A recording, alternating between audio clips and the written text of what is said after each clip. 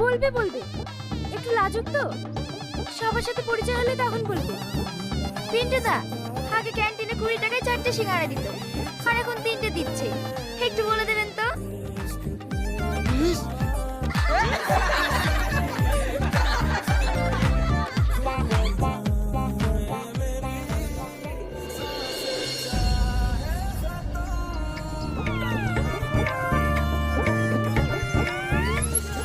কি হলো পিন্টু, শরীরের পাওয়ার বাড়ানোর জন্য গাড়ি ঠেলে এক্সারসাইজ করছো নাকি?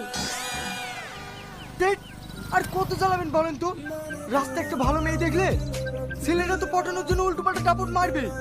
এবার আপনি কলেজের প্রফেসর তা তো আমি জানি না, ভুল নাই করেই ফেলেছি। আর কত বড় অপমান করবেন? আমি কেন তোমাকে অপমান করতে যাব? তুমি আমাকে যেগুলো বলেছো সেগুলোই তো বলছি। আমি পড়াশোনায় ভালো না, এক ক্লাসে 5 বার ছিলাম। মাস্টার ঘুষ দিয়ে কোনো রকম পাশ করি আমাকে এই কলেজে পাঠিয়েছে। আপনার যদি আমাকে নিয়ে কোনো অসুবিধা হয় তো বলে দেন, আমি আবার সেই স্কুলে ফিরে যাব। দয়া করে আমার পিছনে লাগেন না। তুই আমার গাড়িতে হাত দিবি নি, গাড়িটা ফেলে কি করলি? এই রোহন, ধ্যাৎ,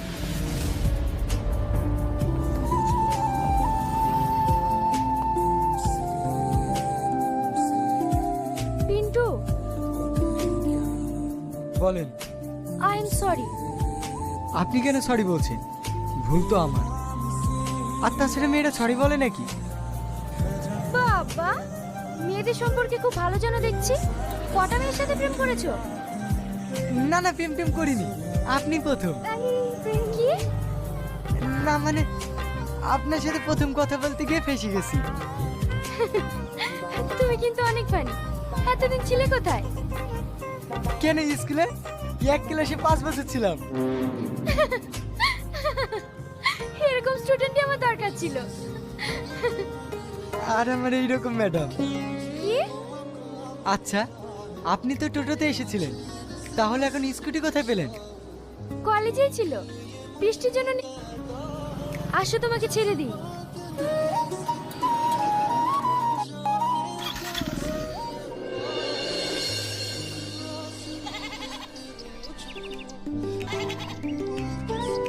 আচ্ছা লোক তো তুমি, ওইদিকে তোমার ছেলে এদিকে দিবে আছে, বসে বসে বিড়ি টানছো। এভাবে বিড়ি টানলে ক্যান্সার ভালো হবে? এ আবার কি বলছে? কার ক্যান্সার? কেন তোমার ক্যান্সার? আমার ক্যান্সার আমি জানিনি, তোকে কে বললো? তোমার ছেলেই তো ছাগল লিখে কাটতে কাটতে বললো আমার আব্বার ক্যান্সার হয়েছে, আমার আব্বাকে বাঁচাতে হবে। এই ছাগলটা রাখো।